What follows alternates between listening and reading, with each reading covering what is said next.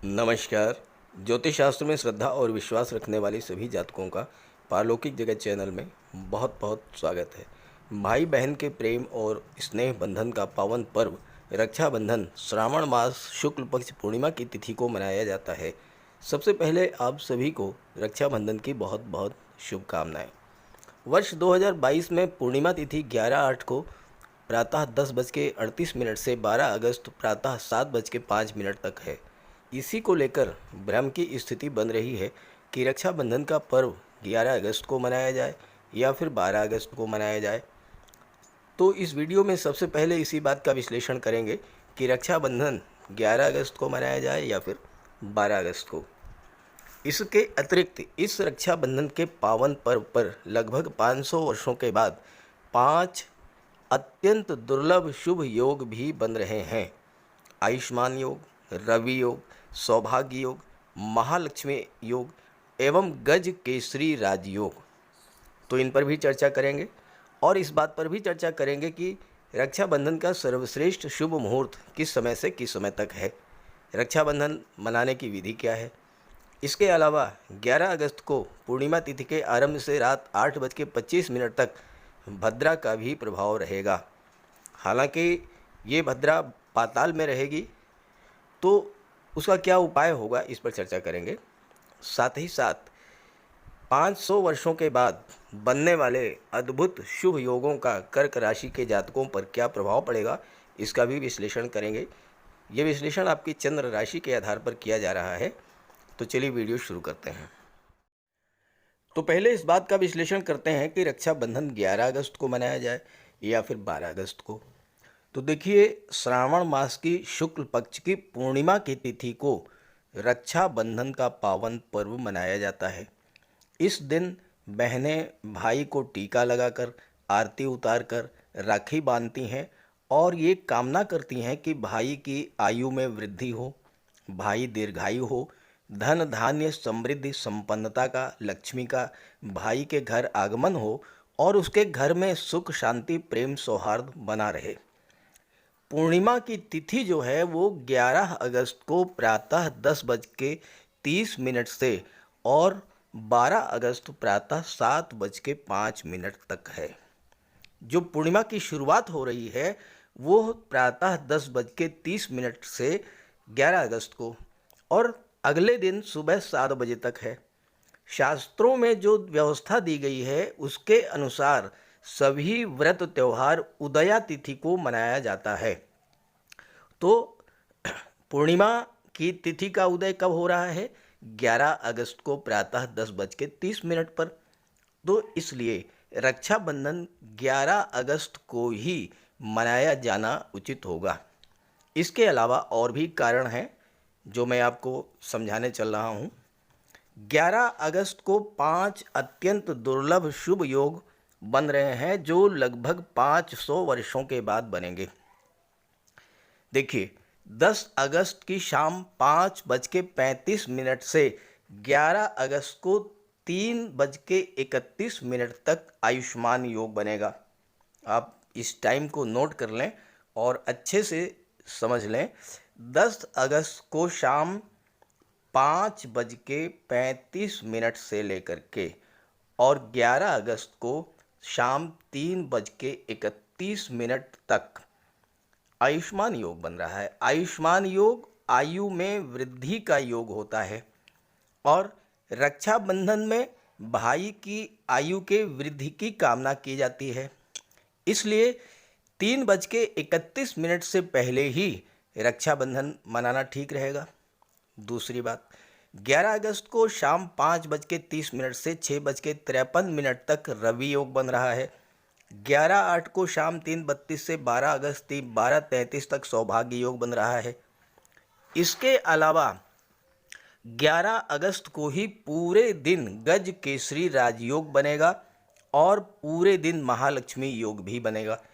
तो इस तरह से सभी पांचों शुभ योग 11 अगस्त को ही बन रहे हैं और इसलिए 11 अगस्त को ही रक्षाबंधन मनाना उचित होगा। अब समस्या ये आ रही है कि शुभ मुहूर्त की बात करें तो कौन सा शुभ मुहूर्त है? तो शुभ मुहूर्त सबसे जो सर्वश्रेष्ठ बन रहा है वो है दोपहर 12:06 से और 12:57 तक। 11 अगस्त को दोपहर 12:06 से और 12:57 तक ये सर्वश्रेष्ठ मुहूर्त है, क्योंकि 12:06 से 12:57 तक ये अत्यंत शुभ मुहूर्त है। अभिजीत मुहूर्त इसको कहा जाता है। 12:06 से 12:57 तक अभिजीत मुहूर्त रहेगा और अभिजीत मुहूर्त में जो भी कार्य किया जाता है वह कार्य सिद्ध होता है।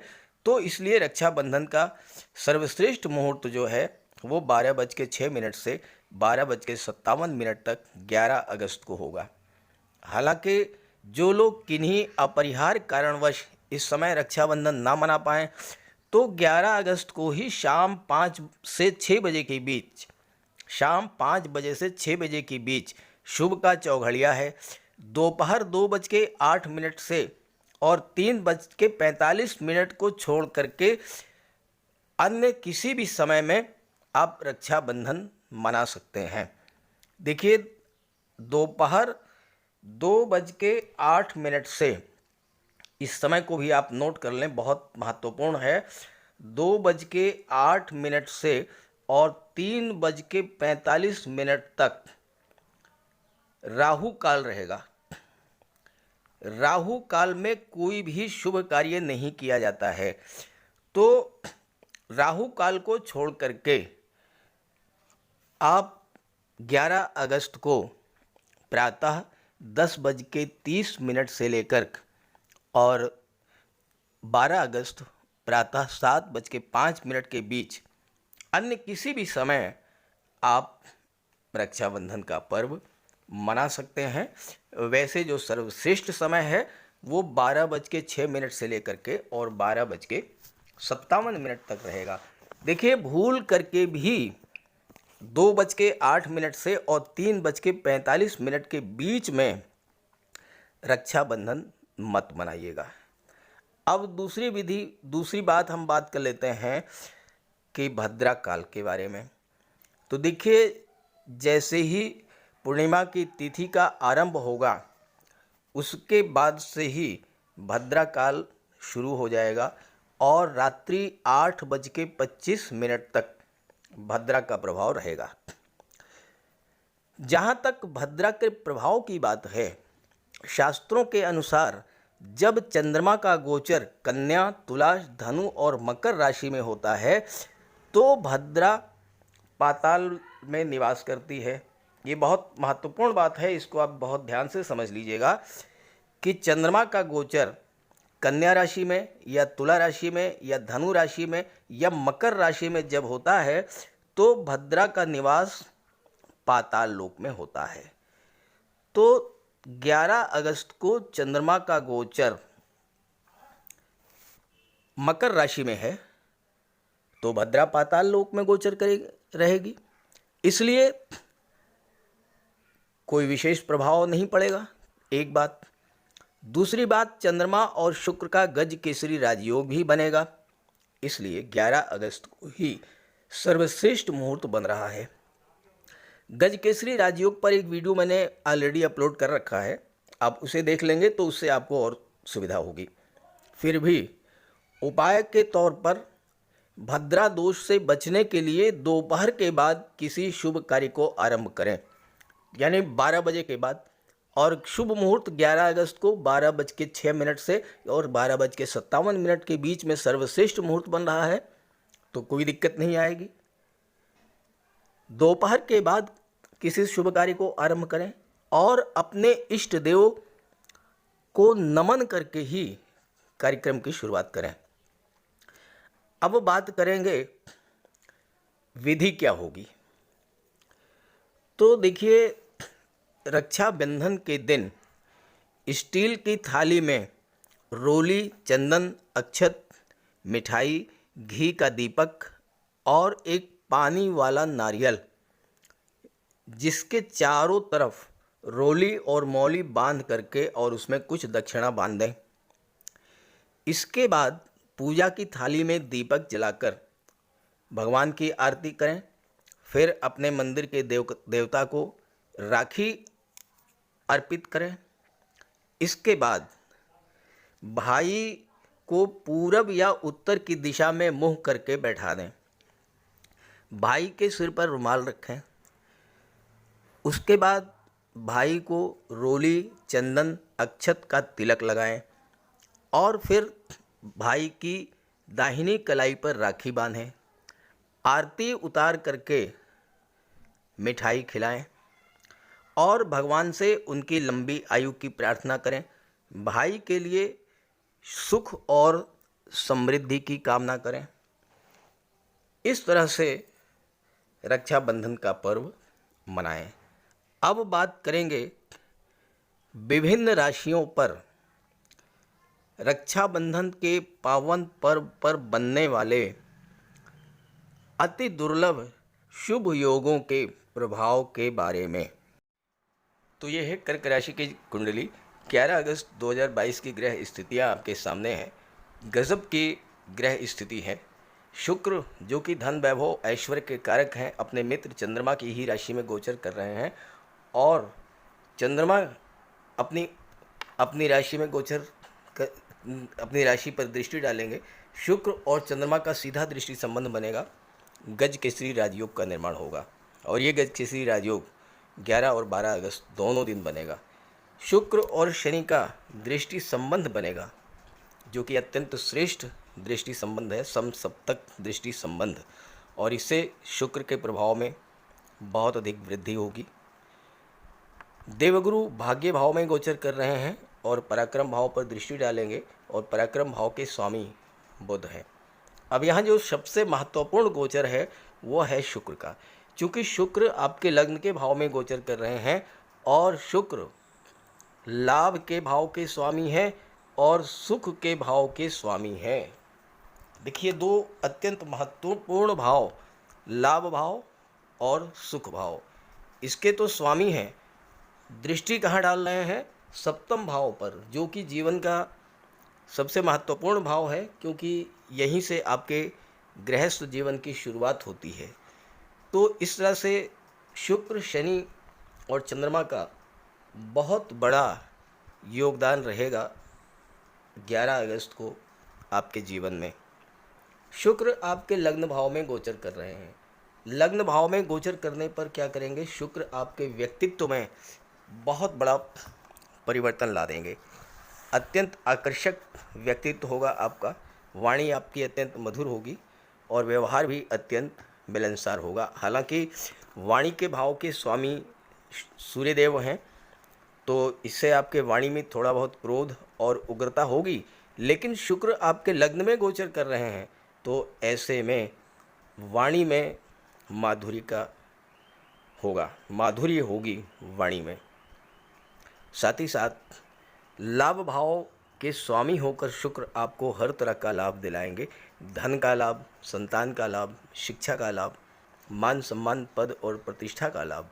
सबसे बड़ी बात यह है कि शुक्र और चंद्रमा ये दोनों ही आपकी इच्छाओं को, आपके सपनों को रिप्रेजेंट करते हैं और जो 11वां भाव होता है ये भी आपकी इच्छाओं का होता है, आपके सपनों का होता है। कोई बहुत पुरानी इच्छा जो आपकी अधूरी रह गई थी वो इस योग के बनने पर पूरी होगी। शुक्र के लग्न में होने पर, चंद्रमा पर दृष्टि पड़ने से और लाभ के भाव के स्वामी होने से आपकी वो इच्छा निश्चित रूप से पूरी होगी। और शुक्र चूँकि सुख भाव के स्वामी हैं तो भौतिक सुखों में वृद्धि करेंगे।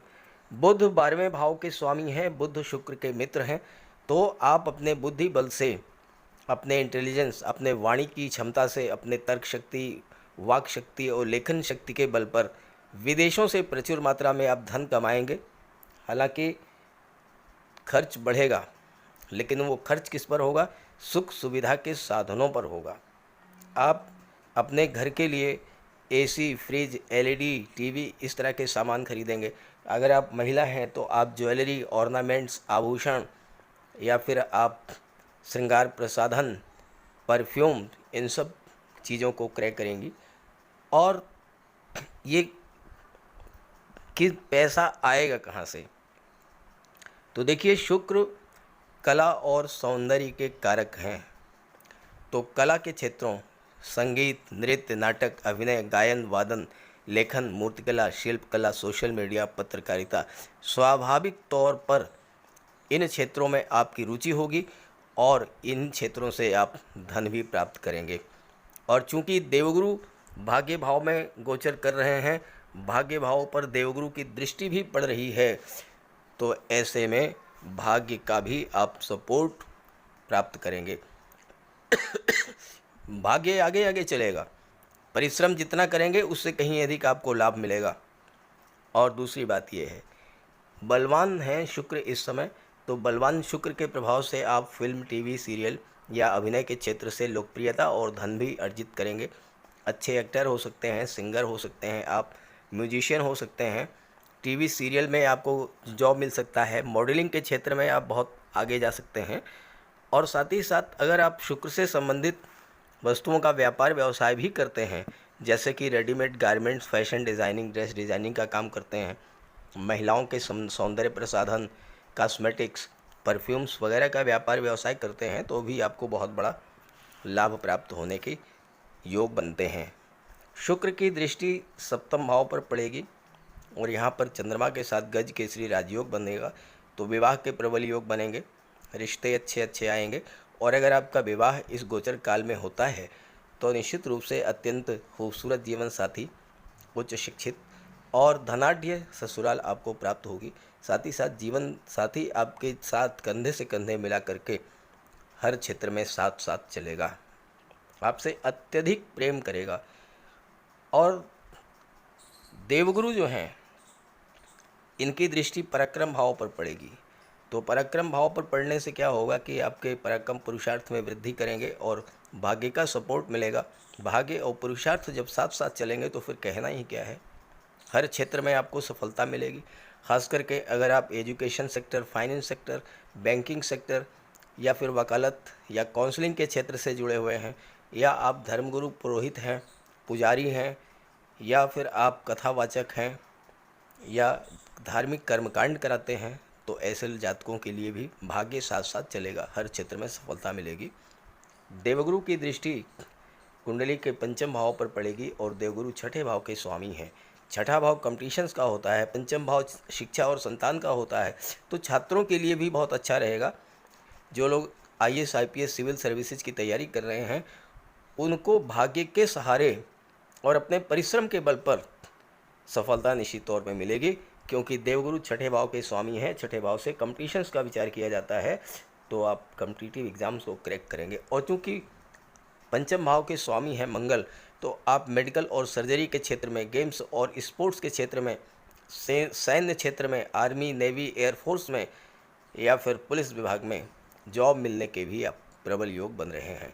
बस एक बात का आपको थोड़ा सा ध्यान रखना है कि चूँकि चंद्रमा और शनि 2 दिन तक युति बना करके सप्तम भाव में बैठेंगे, तो ऐसे में क्या होगा कि थोड़ा बहुत मानसिक तनाव आपको मिल सकता है, काम में मन नहीं लगेगा, कुछ आलस्य सा रहेगा और परिवार में भी थोड़ी बहुत गलतफहमी या तनाव की स्थिति बस बन सकती है।